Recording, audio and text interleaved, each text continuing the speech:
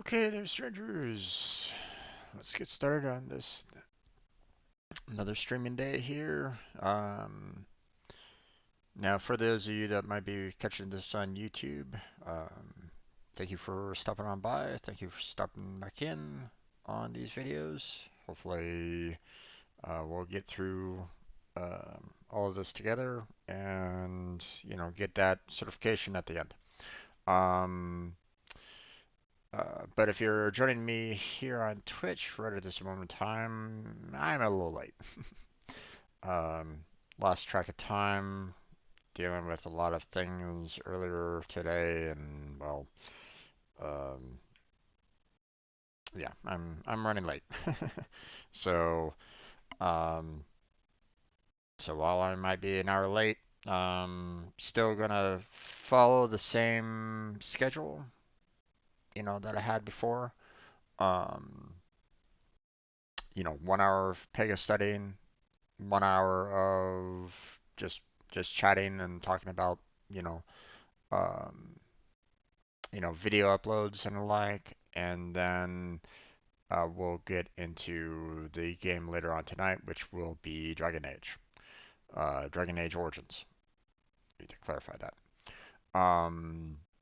So today we're going to attempt to get through all of the case lifecycle design and the multi-step forms.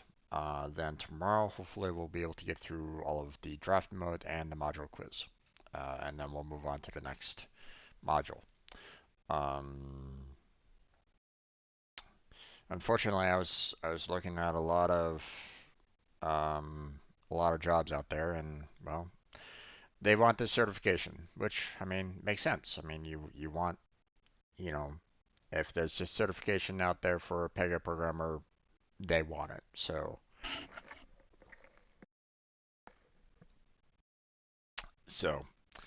I got my work cut out for me. But I'm hopeful that with you here with me studying all this, then we'll be able to, um, come to that ending conclusion with a certification test and approval.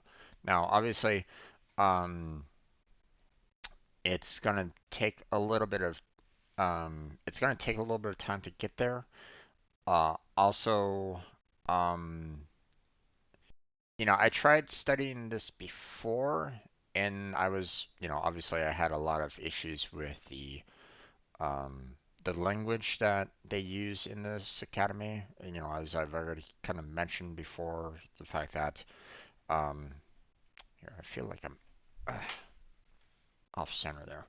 Um, I've already stated that, like in that the yesterday's video and the when I talked more about the journeys and micro journeys, I felt like there was a lot of errors on that particular webpage.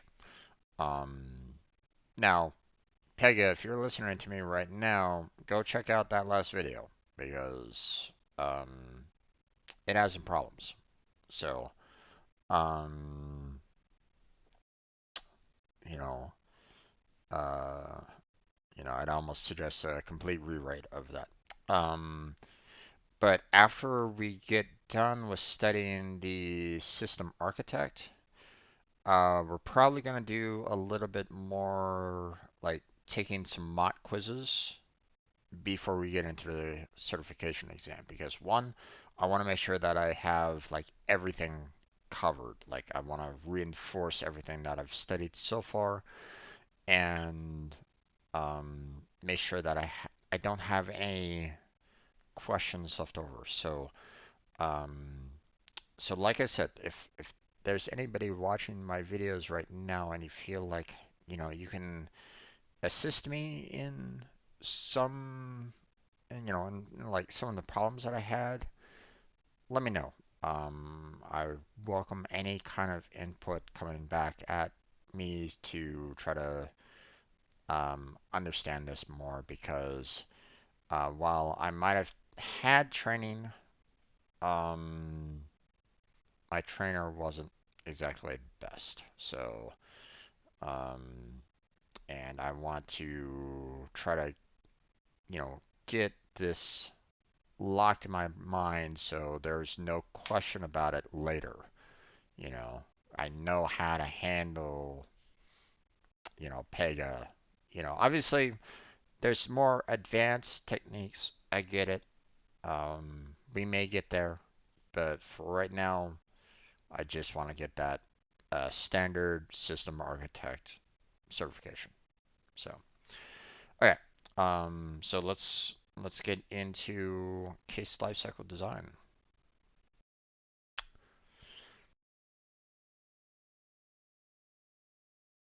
Business process modeling. Pega platform supports the case lifecycle design modeling technique. This model enables business users to see and interact with a case the same way that they think about it. Each case lifecycle contains stages, processes, and steps. For example, the case lifecycle for an onboarding case type allows the HR, facilities, and IT teams to set up a new employee for their first day. To accommodate the complexity and specific needs of your business, Pega Platform supports different types and configurations for stages, processes, and steps. In the following image, click the plus icons to learn more about the onboarding case lifecycle. Okay, so they basically said, here's the um, example and the various step and processes that they're going through on this. So the first stage in the case lifecycle is the create stage, which is denoted by the green bar. The create stage should contain processes and steps for users to enter initial data upon case creation. The create stage cannot be deleted or repositioned in the case lifecycle. Cases that include the create stage are persisted by default and are assigned a case ID upon case creation. Cases that were created before 8.5 do not have the create stage. Um, Now this to me is interesting because um,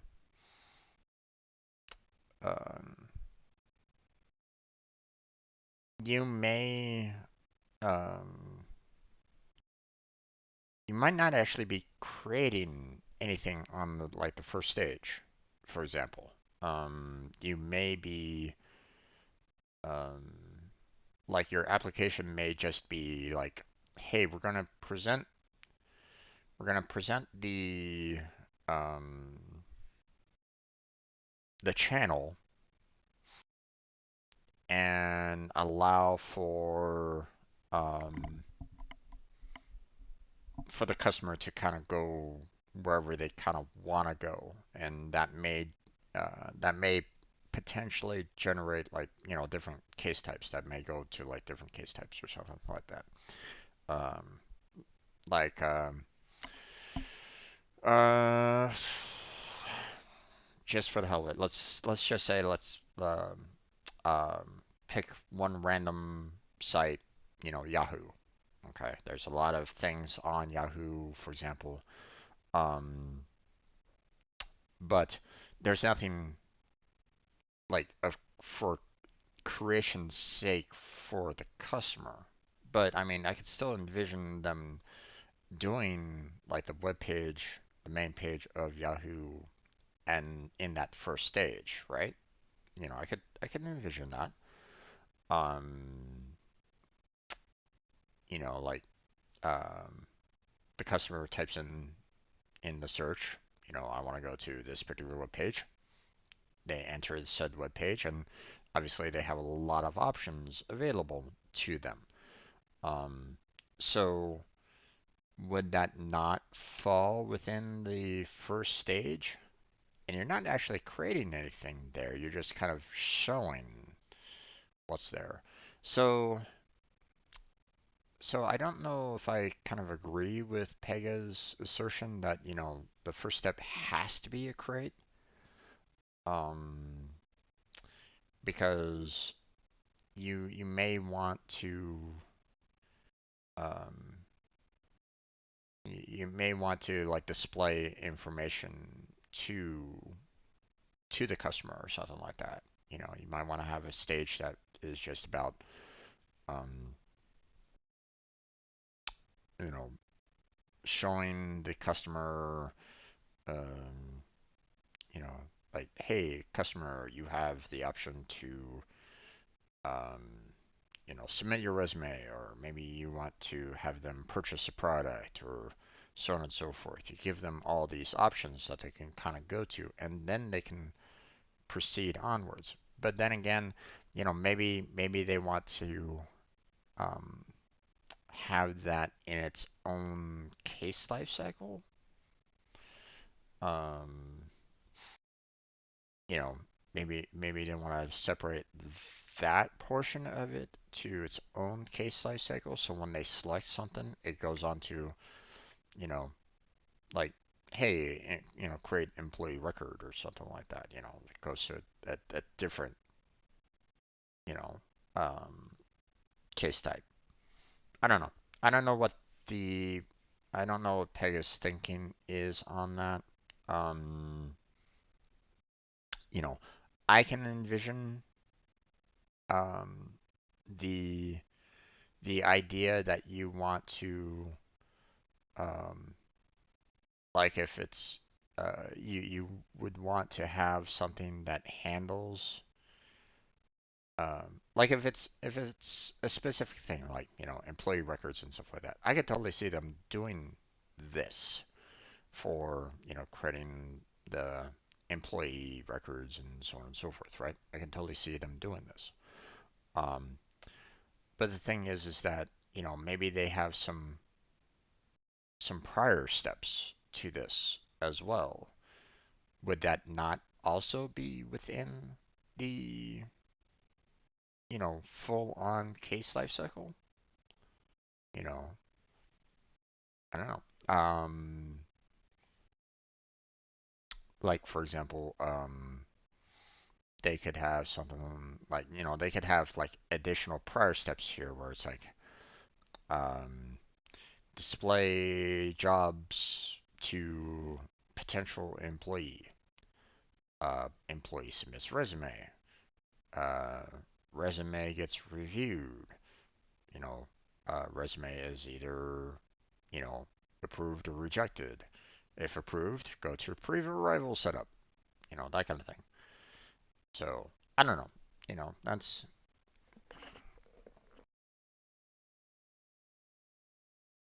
I can see things that don't necessarily need to have creation at the first step. That's all I'm saying. Um, so I'm not quite sure um, what Pega's overall thought line is for that. Um, you know, why did they decide? You know, like you know, they specifically said you know here that cases that were created before 8.5 do not have a create stage. So what happened? You know, from before 8.5 to after 8.5? You know, what made them kind of change their mind on that? I'm not sure, and that's what I'm kind of curious about. You know, why are they forcing this create stage? One would think that that would be very limiting. You're limiting your uh, developers, you know, on what they can do, you know, and how they can do it. So I would love to have some insight on that, but I don't. So if you, the viewer, knows, you know, if you're like, you know, watching me right now on stream or in YouTube, let me know. Give me an answer if you have the answer. Anyway. Um, okay. Primary stage. Primary stages are stages that lead to an expected outcome. To help identify a primary stage of a case, consider whether the majority of cases of this type should go through the stage. The completion of the steps in the stage is considered part of the usual case processing. The processes in the stage represent a key component in the case lifecycle. The action of going through the stage is required for a positive resolution of the case. The path that a case takes through a case lifecycle without deviating from the primary stages is called the primary path. Pre-arrival setup, and verification are primary stages in the onboarding case example. Okay, so each one of these is a primary um, stage. So, the pre-arrival, the setup, and the verification, those are all primary stages. So, and the fact that, you have these steps here, like select seating location, they're expecting that every single employee will need to have a seating location applied for them for every single employee. Okay. Now, that might not always be the case, um, especially nowadays with, after, you know, well, I mean, we're still technically in the pandemic anyway, but whatever. Um, you know, the, obviously, seating location doesn't really apply for, um, remote work, obviously, but still, um, they still had to kind of deal with that too. So, um, or any business that has new workers would have to kind of judge, hey, are we keeping this guy remote, or are we doing, um, are we forcing them into the office, whatever. Um, but um, that's why they say the primary stage is all about trying to get the processes, each step, each process um, is standard, you know, for that employee, or for any employee that comes in. It's repeatable. Okay. Um, Now, if there are some unique situations that maybe the employee needs to handle in some fashion or another, like maybe they need special accommodations or something along those lines, then maybe that needs to be addressed in some fashion or another. Like, um, you know, select seating location. Well, maybe the person has, um, maybe the person is in a wheelchair, so um, they're going to need to remove the chair from that particular location, you know, um, or maybe they need to make sure that the desk is compatible with the wheelchair, or maybe um, um, they need to verify that their facilities can handle the movement of a wheelchair through their facilities. Like if the out if the um, pathways through the office are too narrow, then well, guess what? You're not allowing um, for someone with a wheelchair to go through your office, and that's actually quite bad. um, so because you're not making it accessible for someone with a disability. Now, I'm not saying that that's common per se, um, you know, um, but I mean, it still needs to be considered, you know, because let's face it, there are people out there that are in wheelchairs that can still do the work, so let them do the work. But, you know, you're going to need to adjust for that, especially if you never hired someone that is wheelchair prior. So, so yeah. Um, so while this might be common, there needs to be some outliers as well. Resolution stage. A resolution stage denoted by a red bar defines case behavior at the end of the case lifecycle. Resolution stages indicate that the case finishes its lifecycle at the conclusion of the stage. Every case type should have at least one resolution stage. A case type can have more than one resolution stage if you define an alternate path for your business process. In this example, the onboarding case lifecycle has two resolution stages, the verification and approval rejection stages. Now, um, here's the other thing that catches me off guard from time to time. So um, this entire thing is the case lifecycle, but yet they state every case type should have at least one resolution stage. So um, so you have to, I'm not 100% sure on this, but I just want to state, case type and case life cycle are synonymous. They are basically representing the same exact thing. Um, because the case type, when you click on the case type creations, you can kind of create a new case type, which kind of creates the case type lifecycle. So um, and they state every case type has at least one resolution stage. I mean that's they should also say every case lifecycle should have one resolution stage. Same thing, right? I don't know. It's They keep on changing up um, their word usage, and it can throw you off um, because um, you know, um,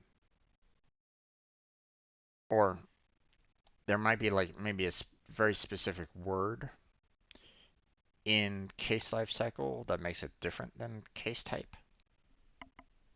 I don't know. It's like I said, yeah, it catches me off guard sometimes. Um, so a case type can have more than one resolution stage if you define an alternate path for your business process. Um, so the onboarding stage has two resolution stages, the verification and approval rejection. So, all right. Create processes. By default, the create stage contains a create process, which you can modify to meet your business needs. The steps in the create process should capture initial data. You can add a channel-specific create process for each channel you have configured for your application. You can configure create processes to start conditionally. For example, you can configure a mobile channel-specific create process and configure the process to start if the user is using a mobile device. So, they're once again trying to adjust, like, they have very specific, channel specific um, for their process. But like I mentioned before, um, it seems to me very odd to force that. That's all. Okay. Collect information step. Collect information steps are steps that require user action. Collect information steps have green icons in the case lifecycle. Create processes that are not channel specific can only include collect information steps. So, um, so basically everything here that has this green icon, is their collect information. It's a step for the collect information. So that's a lot of information being collected there. For every single stage too. So um, parallel process. You can configure two or more processes that users can perform in any order as parallel processes. During case processing, the active assignment in either process can be performed, increasing case um, processing efficiency. For example, the onboarding case contains a create IT setup process to provide a configured laptop to the new employee and a create facilities setup process to assign an office to the new employee. These processes can run at the same time. You can configure standard processes as parallel processes in the create stage. Now, um, you know, so they're showing the parallel, meaning that this this process here can be handled at the exact same time as this one. So basically, while facilities is handling, where the seating location, office equipment, and facility setup is, being done up there, IT is selecting hardware, selecting software, and, approving, that setup is correct, right? Whereas if you look back over here, there's also two processes, but they're not in parallel, meaning that um, it has to get the create employee record first before it goes on to the send welcome packet. So, they need this information first before they can move on to this second process. So, um, and obviously, you can have as many of the processes as you want, but obviously try to, you know, if you're like creating this application yourself, then you're gonna want to know, um, what fits, where in the process kind of thing. Do you want to do it in parallel? Do you want to do it in sequence? Um,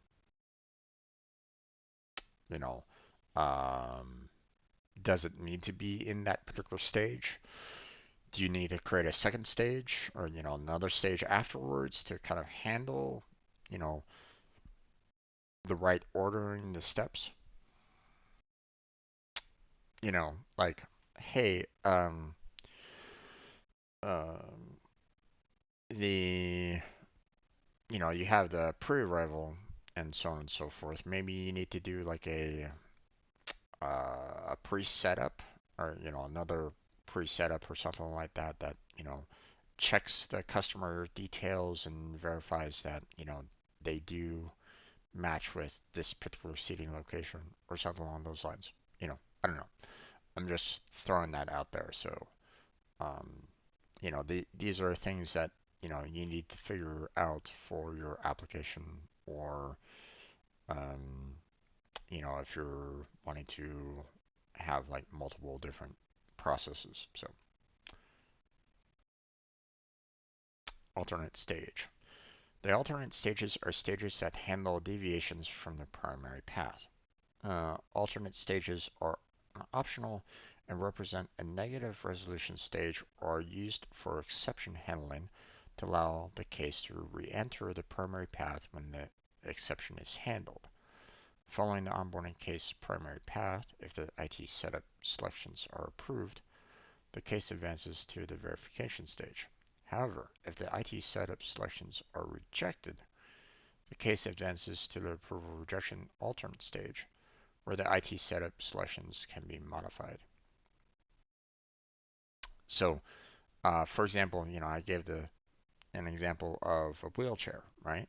So, um, you know, maybe um, someone enters their details in there, and they confirm that that customer, the well, create employee record should be enter employee details, not customer details. Why they use customer there, I don't really know, but enter employee details should be there. If like the employee is like wheelchair bound, then maybe they need to have a alternate stage that handles the setup better, because you know, um, because you know, uh, I mean, unless you have a company that only hires people that are in wheelchairs, I mean, that's fantastic. Bravo on you if you do that. Um, but um, for you know, um, if you're like in a very large corporation and you might not have that many applicants in wheelchairs, for example, then um, it would be considered a deviation from the norm. Um, you know, so that they can adjust, you know, um, so that they can make sure that they handle the disabilities, reasonably well, if not perfect. Ideally perfect, but let's face it, not every company, is, you know, not every company is perfect. you know. Um, so you have the alternate stages, and then you have the automation step. Obviously, they could have put it up there as well, but automation steps are steps performed by the system. Automation steps have yellow icons in the case lifecycle. So these little yellow icons here is something that gets handled by the system automatically. Um, so, after, the customer, well, I say customer, the employee enters their details, they identify the home office, they, set the orientation plan, and after all that is taken care of, then the employee is sent a welcome packet automatically after everything here is done in that particular order. Um, so, um, Now, one of the things that they didn't do is they didn't go over this check mark here, but we're going to have to assume that they will later. Uh, so, okay. Using Pega Express during case design, you define the case lifecycle, the personas involved in the case type, and the data objects you need to complete case processing. Capturing the initial case design is an integral part of Pega Express. Stage transitions. When you design a case lifecycle, consider how the case transitions from one stage to another. In the following image, click the plus icons to learn more about the transition options that are available in Stage Contextual Properties pane. So, um, they're not showing it here, or they're not showing like a full screenshot of the case lifecycle window, but basically consider this portion right here like over on the right hand side over here. Okay, so you have the case life cycle and you have the this stage transitions over on the right hand side. Okay. Automatically move to the next stage. When all steps in the primary stage are complete, the case automatically transitions to the next primary stage by default. When users complete all the processes in one stage, the next stage begins. This option is not available for alternate stages. Okay, um, so once you get done with, all four of these steps, you know, once you enter in your data for the three steps and the fourth one completes, then it moves automatically to the second stage of setup, and then it starts proceeding through those particular steps, okay, contained within those processes, okay, and then proceeds onwards, right? Now, that's not the case down here in the alternate stages, okay? You can have like multiple steps down here in the alternate stages, but they don't transition one to the next, okay? They'll handle, what happens in that one particular stage, and that's it. Then you have to figure out, how does this stage um, handle its resolution, okay? So wait for user action. Wait with the wait for user action option, when all stage processes are complete, the caseworker receives the option to complete the stage. This option is available for both primary and alternate stages. So, like for example here, the approve IT setup, you know, that could be wait for user action. So, um, because this is, does the worker approve or reject the IT setup? So resolve the case. With resolve the case option, when all stage processes are complete, the case automatically resolves. Additionally, if you select the resolve the case option, the stage is denoted with a red bar. This option is available for both primary and alternate stages. So, um, basically, the red bars here, okay, they're basically saying, hey, these are being resolved. They're not going to go anywhere afterwards. You don't need to worry about them. Okay, that's what this is all about, the resolve the case. Okay, you're basically stating this resolves the case, this resolves the case. That's it.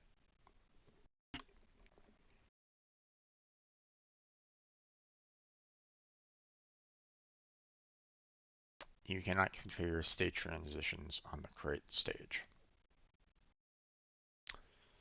Um, Stage transitions with automations. Use change stage automation steps to transition the state and case position. Sorry, let me start over. Use change stage automation steps to transition the case progression to a specific stage automatically. This type of configuration is most useful for automated transitions to and from alternate stages. In, in the onboarding case, you can add a change stage automation to the approval rejection alternate stage. You configure the change stage step to advance the case to the verification stage once the IT setup selections are modified. Check your knowledge with the following interaction. Now, um, here's the thing. Um, what they probably should have done is, they have the modify IT setup here, and they say, hey, once, you do this change stage and it goes directly to the verification, right?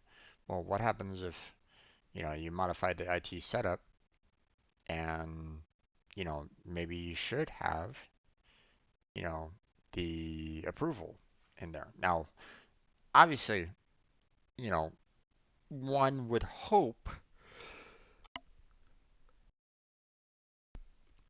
that any modifications for the IT setup should automatically be, you know, um, looked over with a fine-tooth comb, obviously, so that there's no problems with that. But let's face it, it doesn't always work out that way.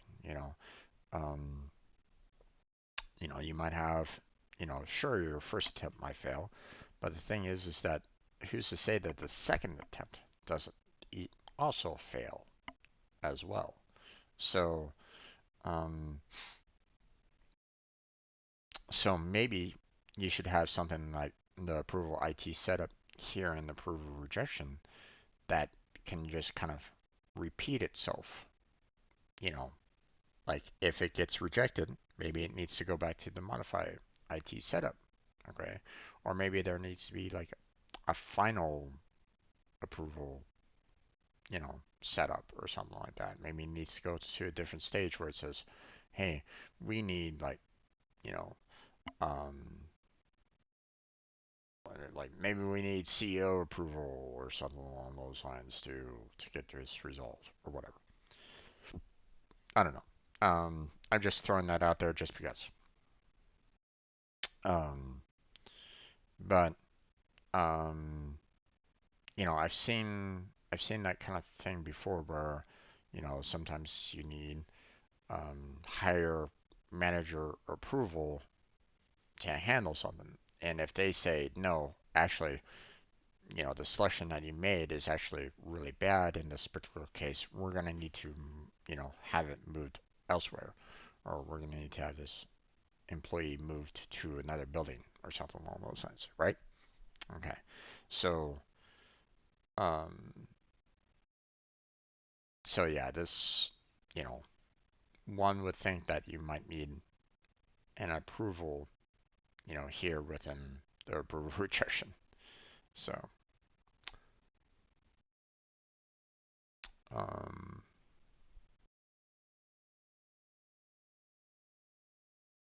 yeah, we're good there. Check your knowledge with the following interaction. The car insurance company assigns a claim number to each new claim. Next, a claim representative confirms all persons involved and what occurred at the accident. After confirming accident details, the company reviews the damage to the vehicles. Then the company decides fault and notifies the responsible person. Finally, the company sends payment and resolves the claim. Okay, so take everything here, and we're basically creating the case lifecycle, right? So, claim submission: submit the claim, assign claim number, identify participants, identify vehicle. Okay. Um, then, um, you know, um, then they might need to, you know, um, assign a claim number, right? Or, maybe they need to have, well, I mean, it's already assigned a claim number here, so, um, what else is here? Send payments? Definitely not. I mean, why would you want to send payment right during the claim submission? That doesn't make any sense. Inspect the vehicle. I mean, sure, that might be the right one. That's an option. Describe damage.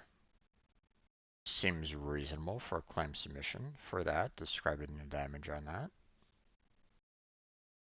Claim review?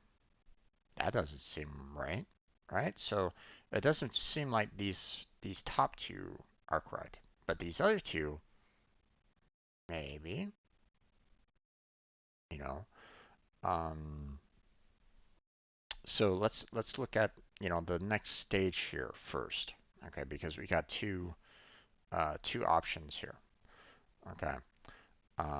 We don't know what they're naming this second stage for, right? Send payments? That doesn't seem to work, and that makes no sense, right? Inspect vehicle? Maybe. I could see it. Um, claim review? That could also work, you know. Um, describe damage? That doesn't make any sense, right? Um, the reason why I'm saying inspect vehicle here is that, there might be a lot of things going on within the inspection. But the thing is that it says inspect vehicle. Okay. So that's the reason why I look at this and go, yeah, this doesn't really completely work for that because they're saying interview participants. Why would that be under inspect vehicle, right? So um, it would probably be claim review. Okay. Once again, review claim, interview participants, blank, and approve deny claim. Now, um, if you're doing a claim review, are you sending payments? Definitely not.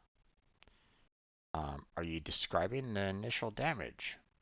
Also, probably not. but you might be inspecting the vehicle if you're, um, um, after confirming accident details, the company reviews the damage of the vehicles. So, after confirming accident details, review claim, interview participants, reviews the damage to the vehicles. So, you're probably inspecting the vehicle after that. So, um, so um, now that inspect vehicles there, we can probably just go ahead and put the described damage in the claim submission because that's really the only one that fits there. Plus, it makes sense. Okay. Um, so when you're submitting your claim, you're obviously trying to explain everything that happened to your vehicle, right? So then you go to claim fulfillment. The company sends payments and resolves claims. So fulfill claim, notify customer, and send the payments. So there you go. Now, again, I don't know if they're going to do, um, yeah, they don't show any of the, um, they don't really explain, you know, errors and whatnot. So that's kind of unfortunate. But or let's like, hey, why are you having described damage over there or something like that? That kind of thing. But whatever. That would that particular example would be a little difficult for them to do that. They might have some issue.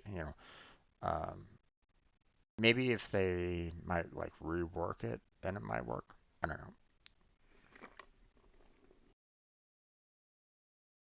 Okay, multi-step forms is seems very short, so I'm going to see what I can do about getting through it in the next 10 minutes. So, multi-step forms are long complex online forms can make navigation difficult for users. A form is an interface for collecting data from users and processing work. For example, online order forms like the one in the following image requires a lot of data. Users must enter contact information, the items to buy, and the payment method. It would be fairly complex to try to put all this information in one particular form. Um, the customer might get overwhelmed with everything that is kind of coming at you all at once. And if they miss one particular field, then it might cause problems for you in the future as a um, as like in a manufacturing company, you're trying to take in this order from a customer, and if you're not getting all the necessary information that you need from them, say like, hey, you need their street address in order to send them their product, right? If you don't get it, then how are you going to send it to them? You get what I'm saying? Um, so obviously you need to make sure that you have, um, all this information being um, addressed, you know, that the customer needs to handle. So, um, a multi-step form represents a single assignment completed by a single user. It is guided linear workflow using related UI screens. The default create process and the create stage is a multi-step form. At runtime, this multi-step form displays as a model by default.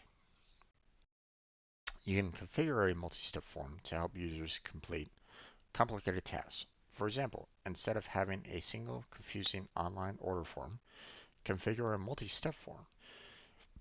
The multi-step form presents information from the online order form in multiple focused and concise screens.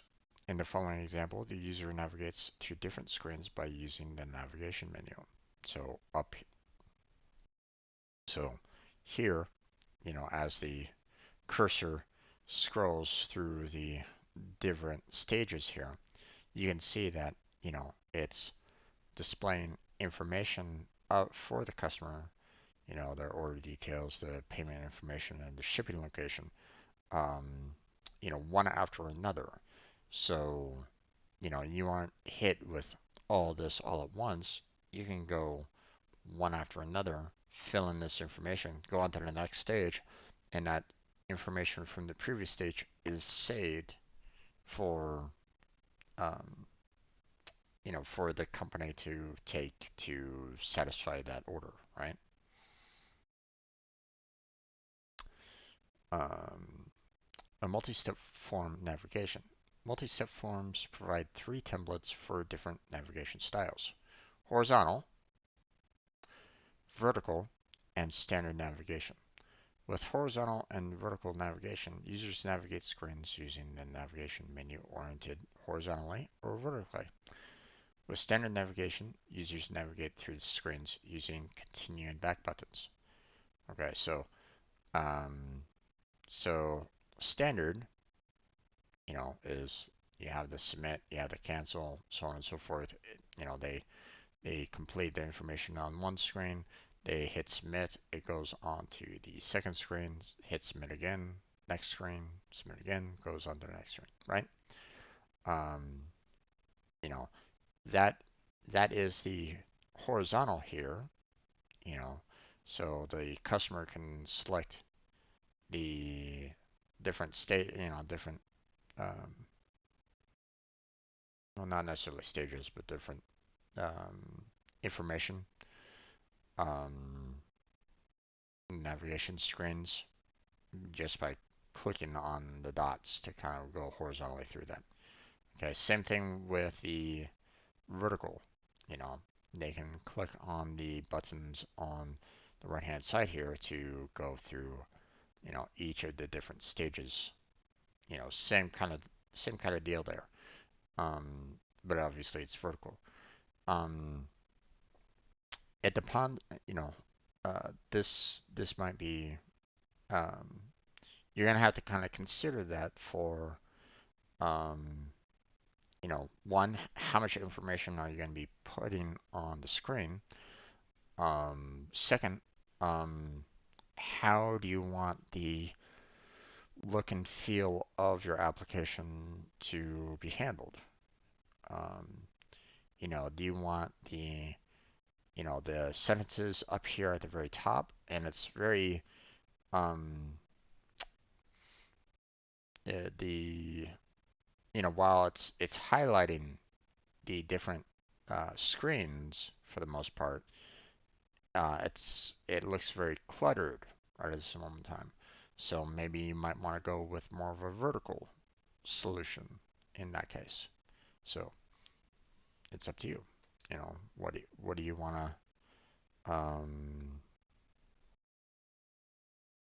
you know, how do you want to, um, how do you want to handle your screens along those lines? So just kind of consider that, when you're building your application, how you want to collect that information, um, and this might not just be like the customer information at the very start, like here let's go back to the previous topic, right?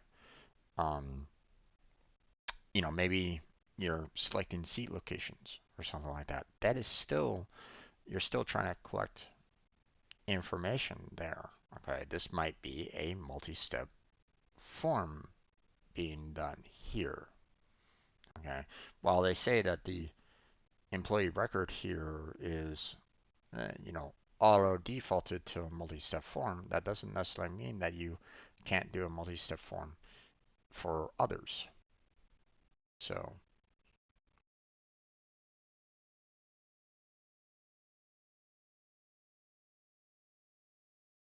okay.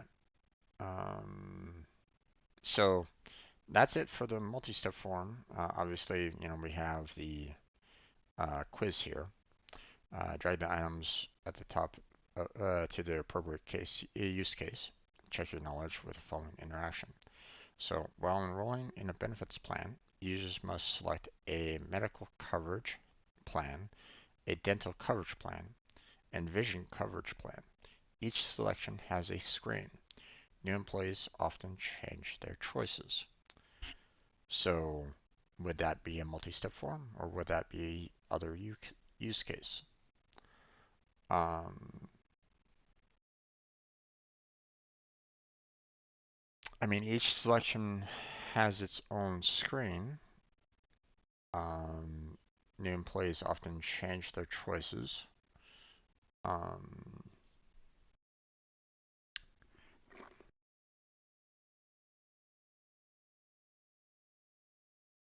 I don't see why it can't be a multi-step form for that. Um, because you can have, form for medical coverage, dental coverage plan, and the vision coverage plan all contained within the multi-step form. But we'll see on that. Um, I'm not 100% sure on that one. So, while screening job applicants, a member of the Human Resources Department runs a background check, contacts applicant references, and verifies applicant education. An individual can perform these processes in any order. Now, this doesn't really work. This doesn't work with the multi-step form because they're, contacting applicant references, running background checks, so on and so forth. Okay, this, um, with a multi-step form, you want, the information collected to be handled like one after another without any like delay or anything along those lines. So this would probably be the other use case. Um, while requesting roadside assistance, users provide personal, location, and vehicle information. Users can complete the screens in any order. Um, Now, um, while you could consider this a multi-step form in the sense that, they're providing personal location and vehicle information, in the form, users can complete the screens in any order. Now, you can, you can, unless the screen itself is set in a fashion where like you cannot move out of the screen until you've completed everything on the screen, then you know they might restrict you on you know being able to move between the different screens here. So it might not be a multi-step form. Okay, maybe it's more the other use case. We'll see. While opening a new account, new customers may wish to speak with a bank employee while the employee reviews the new customer application. Um,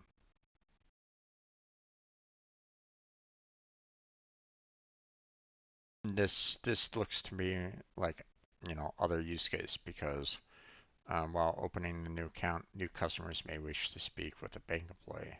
Okay, um, so it doesn't necessarily fit with the multi-step form. It fits with like a case lifecycle, but not with a single form. So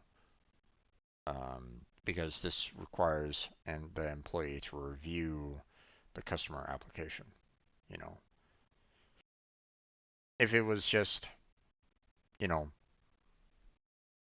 while opening an account, new customers may wish to speak to a bank employee, that may work for multi-form, but probably not either because you're not really collecting information from like just speaking to a bank employee. So that's why other use case there. Um,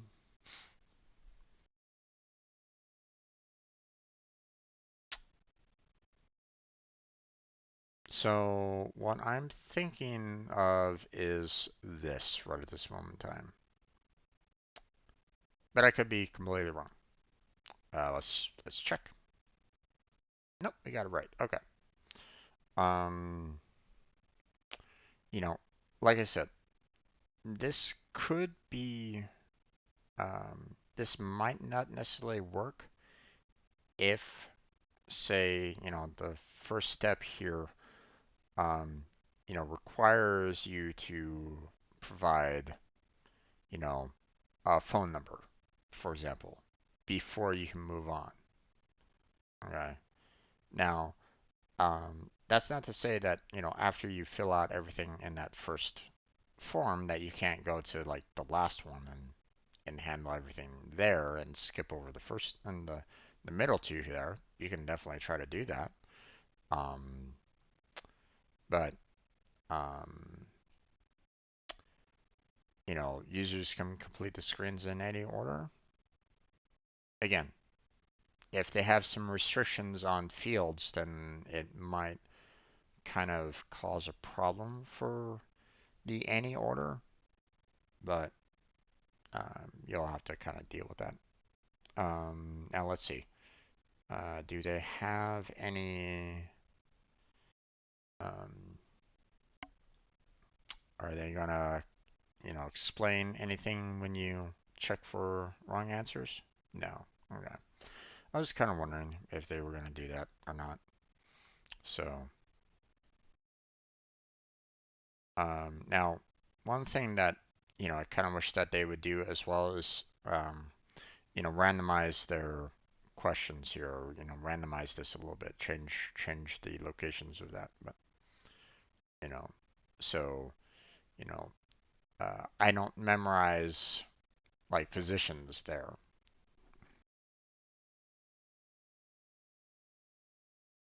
That doesn't really help me. So,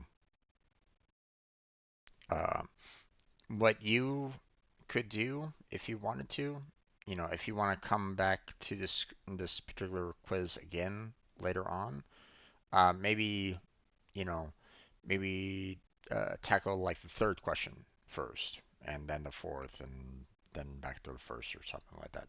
Maybe kind of randomize it yourself. So, all right, that's gonna be it for our Pega study session here.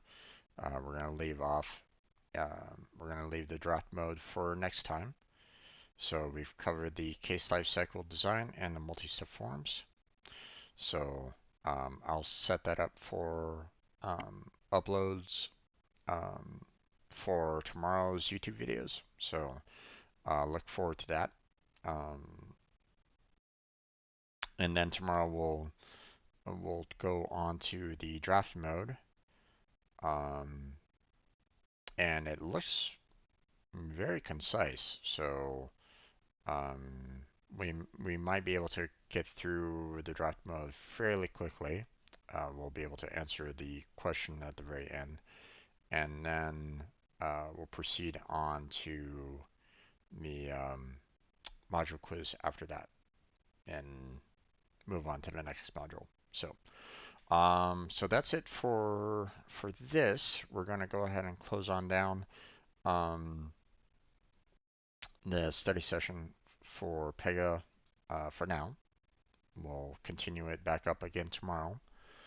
Um, we're going to move on to, um, uh, I got some videos to upload to my channel, and um,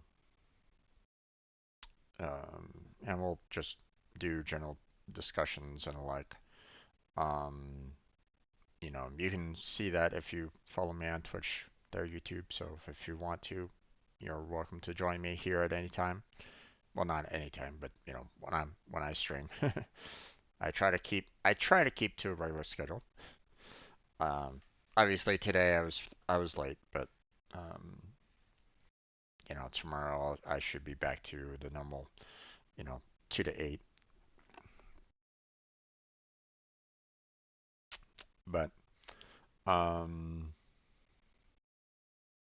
so, um, if you're watching this on YouTube, um, please do that, normal YouTube thing, like, share, subscribe, all that jazz. That would help out. Um, and um, you're welcome to come on over here to Twitch when I'm streaming and, catch this live if you want to, or, if you want to join me when I'm doing my, uploads and gaming, you can do that too. So, but that's it. We're gonna go ahead and stop the recording here.